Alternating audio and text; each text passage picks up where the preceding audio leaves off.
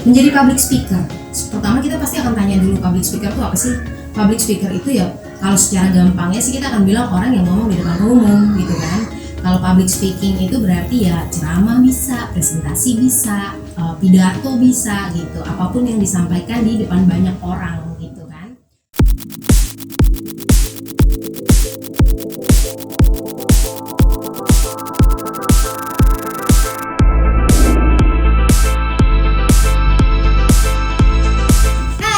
Selamat datang di channelku.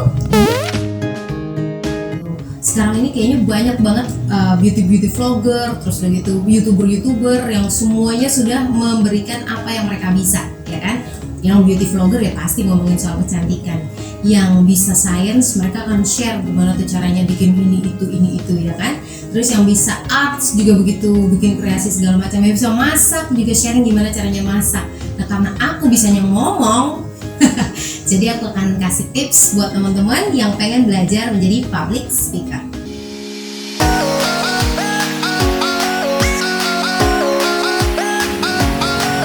Oke, menjadi public speaker. Pertama kita pasti akan tanya dulu public speaker itu apa sih? Public speaker itu ya kalau secara gampangnya sih kita akan bilang orang yang ngomong di depan umum gitu kan. Kalau public speaking itu berarti ya ceramah bisa, presentasi bisa, pidato bisa gitu, apapun yang disampaikan di depan banyak orang gitu kan. Tapi tidak semua orang kadang-kadang mengetahui menjadi acaranya menjadi public speaker yang enak, yang nyaman, atau dia sendiri juga mungkin kurang serap gitu ya untuk bawain materinya, atau dia sendiri ada berbagai macam masalah deh pokoknya gitu. Nah kalau sekarang ini banyak banget emang tips yang bertebaran di mana-mana yang kita bisa pelajarin sendiri sebenarnya. Ini juga ya aku juga masih belajar dari sana sini selain dari pengalaman pribadi. Tapi nggak ada salahnya juga kalau kita share, nanti kita compile dari sini ke sini, terus kita jadiin satu mana yang bisa kita praktekin, gitu kan?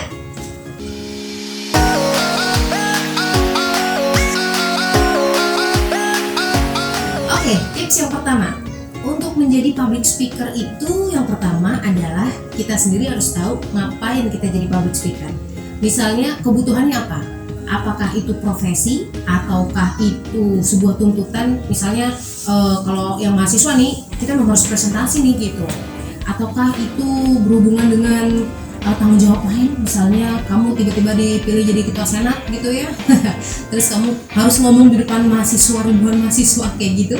Nah, ketua OSIS misalnya yang masih SMP SMA itu juga perlu ilmunya untuk ngomong di depan banyak orang supaya pesan yang ingin kita sampaikan itu bisa sampai gitu ya. Jadi kita bisa menyampaikan dengan benar, nggak sampai ada miss di antara si penyampai pesan dan si penerima pesan.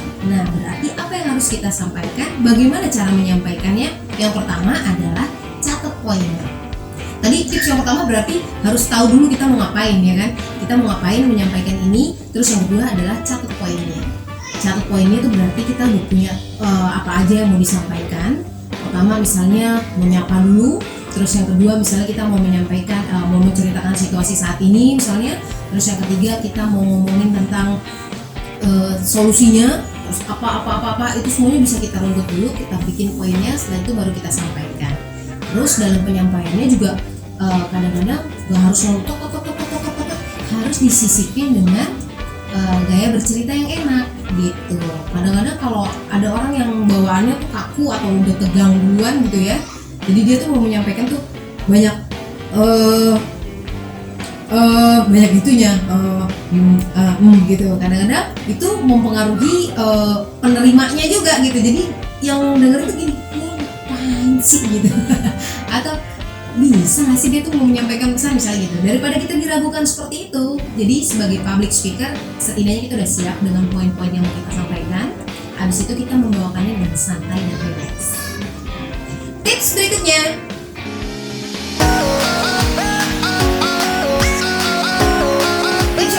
ini adalah nggak semua orang itu suka dengan pembawaan yang tegang. Ya sekarang aja ini banyak banget para negarawan, presiden bahkan kalau mau menyampaikan pidato atau mau menyampaikan pesan yang pokoknya bukan yang serius banget gitu ya, kalau lagi ngomong di depan umum kadang-kadang diselipin dengan humor-humor atau joke-joke yang ringan tapi juga berkelas gitu.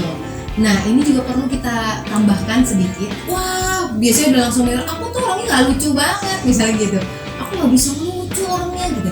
Kadang-kadang lucu tuh nggak selalu harus kita yang ketawa duluan loh ya. Kadang-kadang lucu tuh bisa jadi kita memasukkan satu joke yang bikin orang bisa langsung iya bener gitu. Bahkan kita sendiri nggak perlu tertawa gitu, atau bahkan kita sendiri nggak usah ketawa sama sekali, itu orang udah ketawa. Jadi pembawaannya ngomonginnya serius, tapi di situ ada lucunya. Terus udah gitu kita nggak ketawa, orang udah ketawa kepingkel-pingkel, itu bisa jadi. Nah ini yang kayak begini nih gimana nih? Ini perlu latihan. Selain perlu latihan, kita juga perlu banyak referensi ya.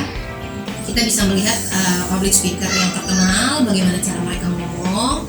Terus udah gitu joke-joke apa kira-kira yang bisa disisipin nih di materi kita nih gitu. Misalnya ini boleh deh, ini enggak deh gitu. Jadi kita seleksi dulu bahasa-bahasa mana yang masuk sama materi yang ingin kita sampaikan gitu.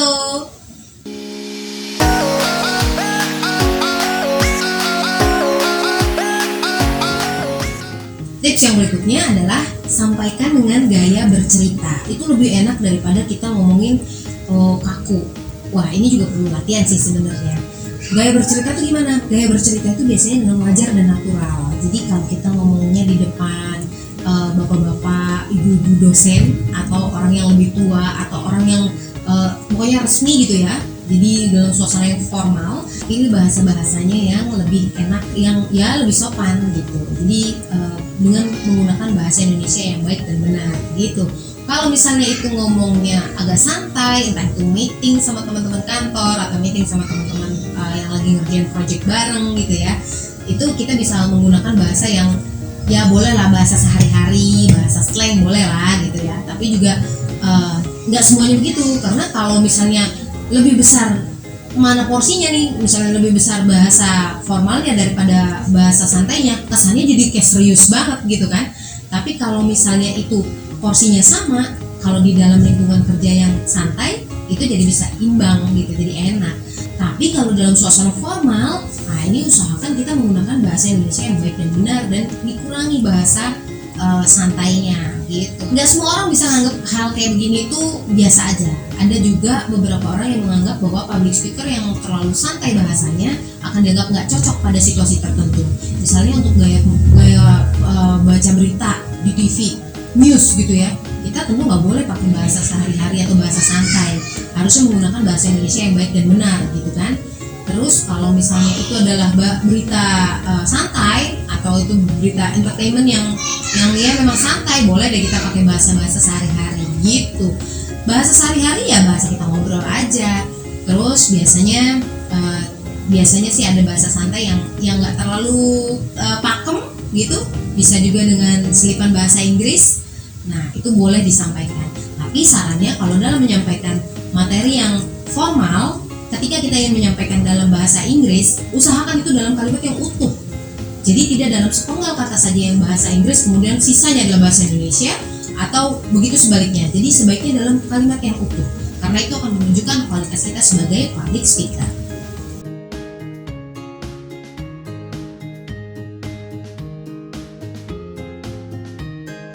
Juga harus diperhatikan ketika kita ingin menjadi public speaker, biasanya itu penampilan.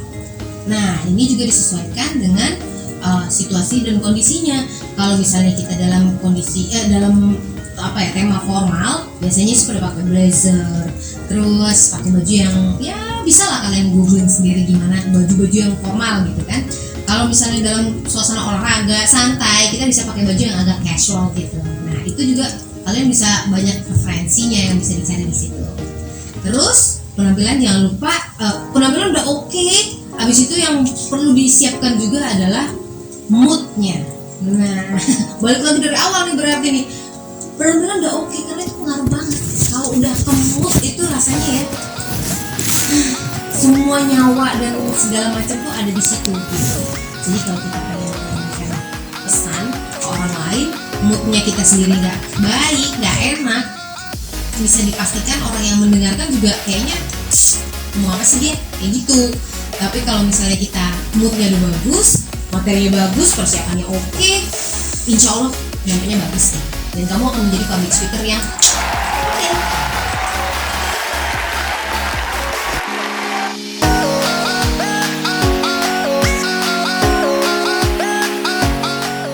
Video ini aku buat untuk ngasih tahu ke teman-teman yang mungkin sekarang lagi mencoba untuk jadi public speaker, entah itu di radio, entah itu di TV, apakah itu kalian juga lagi senang-senang nge-MC, atau kalian lagi prepare untuk presentasi skripsi gitu kan, itu juga penting loh, karena di depan dosen gitu bawain materi gitu ya, apa yang harus disampaikan, nah kayak gitu. Atau kalian yang lagi jadi komika, jadi pengen stand up comedy, nah, itu juga perlu dipelajari tips and trick public speaking.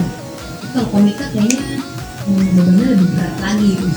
Soalnya dia harus bikin orang ketawa gitu kayaknya ya, bebannya harus bikin lucu gitu. Gitu deh. Jadi tips-tips ini semoga bisa bermanfaat buat teman-teman yang pengen belajar tentang public speaking. Nanti di video berikutnya aku akan coba share bagaimana senam muka sebelum kita ngomong di depan umum. Terima kasih sudah nonton video ini, mudah-mudahan bermanfaat. Kalau misalnya ada pertanyaan, boleh tulis di kolom komen. Dan kalau misalnya kalian pengen tahu video berikutnya, hidupin loncengnya, subscribe juga kayaknya ya.